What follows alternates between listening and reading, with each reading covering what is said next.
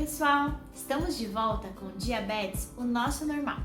Quero convidar vocês que ainda não se inscreveram no canal, por favor, se inscrevam, compartilhem, curtam os vídeos, tá? Nos ajudem a levar mais informação a quem precisa. E quem vai nos trazer muita informação hoje é a doutora Josiane. Ela vai falar sobre diabetes e gestação. Oi, gente, tudo bem? Eu me chamo Josiane Dete, eu sou médica endocrinologista e a pedido da Marina, hoje eu vou falar sobre um tema que eu adoro, que é diabetes e gestação. Então, o primeiro mito aí que eu já quero derrubar é que pacientes que têm diabetes muitas vezes ouvem falar que não podem engravidar. Isso não é verdade, né? Isso é um mito, principalmente de profissionais que não passam a orientação correta e que não têm as informações. Mas a paciente com diabetes, como a gente sabe, pode levar uma vida normal em vários aspectos, inclusive na gestação. Só que nessa fase, o mais importante é o planejamento, né? Principalmente começar já esse planejamento antes da gestação. Então, o que é importante? Você conseguir um controle glicêmico adequado já antes de engravidar, né? Se possível, uma glicada abaixo de 7 ou de 6,5, que seria perfeito, né? Apesar de que a gente sabe que a glicada não é o único parâmetro, o melhor parâmetro para avaliar o controle, né? Hoje o tempo na meta, através dos sensores, da monitorização contínua, mostra pra gente que o mais importante é você manter uma variabilidade glicêmica pequena, né? Não ter tanta variabilidade, tantos episódios de hiper e hipoglicemia. Porque a glicada, como ela é uma média da glicemia, você pode ter muitas hipos e picos e a média estar dentro do valor adequado. Então, o ideal seria que a gente conseguisse fazer esse controle mais contínuo, né? Então, outra coisa que é importante é começar já a suplementação de ácido fólico e metilfolato, né? Que é a forma ativa do ácido fólico antes da gestação, que é para prevenir já risco de malformação do sistema nervoso central. Isso já é recomendado fazer alguns meses, né, antes de engravidar, se possível, né? Rever todas as medicações que a paciente possa estar usando, porque algumas são liberadas, outras não são liberadas durante a gestação. Inclusive no caso de pacientes com diabetes tipo 2, que daí é um outro universo, né? A gente às vezes precisa rever os antidiabéticos orais, porque muitos não são liberados durante a gestação. Padrão ouro ainda na gestação para tratamento de diabetes é a insulina. A gente sabe que tem sido usado e estudado muito mais o uso de alguns antidiabéticos, como a metformina, na gestação, né? A gente só não tem evidências a longo prazo para o bebê ainda sobre essa exposição à medicação, mas tem indicação e a gente pode conversar sobre isso numa próxima oportunidade. Então, rever essas medicações antes de engravidar também seria muito interessante.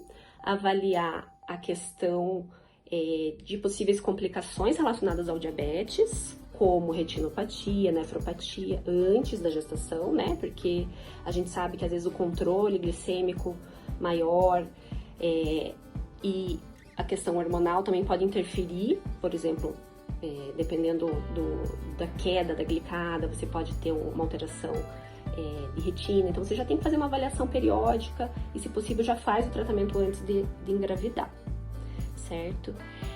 Para as mulheres que têm sobrepeso, obesidade, o ideal seria que você conseguisse perder pelo menos 10% ou tentar melhorar bastante essa questão metabólica, né, antes da gestação. Porque tudo que acontece na gestação, a longo prazo, vai refletir na saúde da criança e do bebê e da criança futuramente, né? Então, as pacientes que têm diabetes gestacional, que é uma outra questão também, é um outro universo, que são pacientes que desenvolvem diabetes na gestação, essas pacientes, se não controladas adequadamente, os bebês têm riscos futuros também de diabetes tipo 2 e de obesidade. Então, esse controle prévio é muito importante, tá? Mas vamos falar aqui mais sobre o diabetes tipo 1, né? Então, as pacientes que tiverem com controle adequado, então tem menos riscos de complicações, né? Como parto prematuro, hipoglicemia do bebê neonatal, de estresse, insuficiência respiratória do bebê precisar ficar na UTI. Então, assim, é muito importante, além do planejamento, todo um controle, um acompanhamento durante a gestação, né? O alvo na gestação para a glicemia dessas gestantes é um pouco diferente das pacientes que não são gestantes. Então, a gente objetiva o tempo no alvo, né, através dos sensores, por exemplo, se a paciente puder usar, entre 63 e 140. Então, se ela mantiver um tempo no alvo acima de 70% desse valor, isso é um controle ótimo, né? A gente também tem que evitar as hipoglicemias, então ter menos de 4% de hipoglicemias. Na gestante que não usa o sensor, manter ali a glicemia entre 60 e 70 e em jejum até 90, 95 e o pós-prandial de 120 a 130, tá?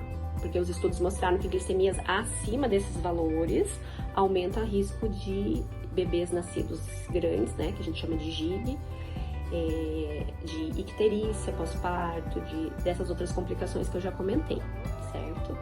Então, é muito importante essa monitorização mais frequente. A gente vê que na gestação, geralmente, as pacientes têm um controle glicêmico muito melhor, né? Porque elas cuidam bastante.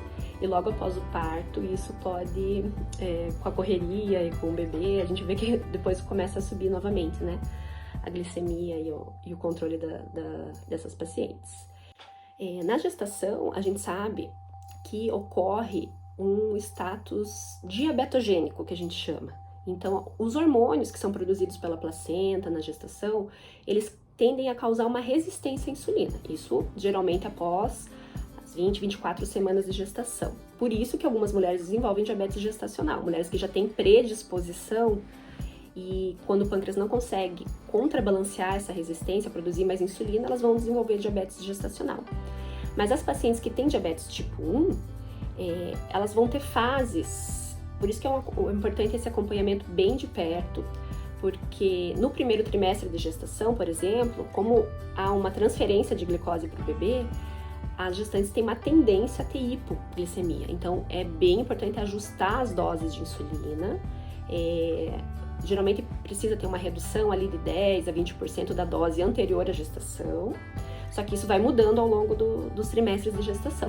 Então, a partir do segundo trimestre, que é onde acontece essa resistência à insulina, há uma tendência a ter que aumentar as doses, né? Inclusive, você vê que a paciente tem que fazer muito mais bolos do que basal. A contagem de carboidrato, o fator de correção, o fator de sensibilidade também vai mudando ao longo do trimestre de gestação. Então, a partir do segundo trimestre, a tendência é ter resistência, então vai ter que ir ajustando isso com seu médico endocrinologista, mudar teu fator de sensibilidade, que geralmente vai ser menor, a tua contagem de carboidrato também vai mudar para você ter que aplicar mais insulina rápida, né? E isso vai acontecendo até o final do terceiro trimestre. Depois disso, depois do parto, a tendência, a hora que tira a placenta, essa resistência já melhora. Então, você volta a reduzir a dose de insulina e tem que reajustar, né? Porque tem um risco maior também de desenvolver novamente hipoglicemia. Uma coisa que é bem importante também é o controle glicêmico durante a gestação e também durante o trabalho de parto. Algumas mulheres perguntam, necessariamente vou ter um parto prematuro, vou ter que fazer cesárea? Isso depende muito do controle glicêmico, de como evolui a gestação, né? Vai depender das ecografias, se você tem um bom controle, você pode manter o parto a termo, isso vai ter uma indicação obstétrica. Eu já tive paciente que teve parto normal, né? E que era diabética tipo 1, só que é muito importante ter esse controle durante a gestação, durante o trabalho de parto, pelo risco de hipoglicemia, né? Então, se usar o sensor seria aí o mundo ideal, né? A questão do aleitamento é muito importante após o parto, né?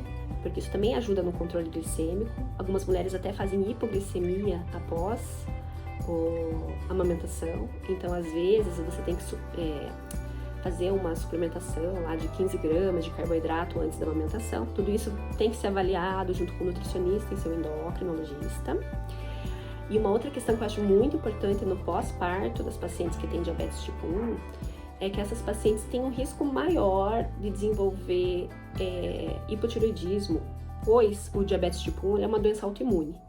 E o hipotireoidismo, Hashimoto também. Então, quem tem uma doença autoimune, não que vá desenvolver, mas tem um risco maior de desenvolver outras, né? O hipotireoidismo é muito frequente. Então, é importante no pós-parto, eu sei que com um bebê pequeno é difícil voltar para reavaliar, mas tem que ajustar a insulina e tem que rever todas essas questões. Mas você pode levar uma gestação super normal, sem riscos, realizar seu sonho, né, de ser mãe. Mas o importante mesmo é que você consiga esses ajustes, esse acompanhamento, esse controle, se possível já antes da concepção, né? Mas principalmente durante o período ali da gestação. Então, a gente tá com um ambulatório aqui em Curitiba de pacientes com diabetes, ali no Hospital Nossa Senhora das Graças, no Centro de Diabetes. E estamos acompanhando vários pacientes, né? Então, de vários perfis diferentes, como eu falei, diabetes gestacional ou as pacientes com diabetes pré-gestacional, que são as pacientes que têm diabetes tipo 1 e tipo 2 que engravidam. E todas as gestantes estão realizando seu sonho e estão tendo gestações super tranquilas, né? Com esse acompanhamento aí especializado. Então, eu espero que tenha esclarecido algumas dúvidas e fico aqui à disposição se vocês quiserem conversar mais sobre esse tema. Um abraço!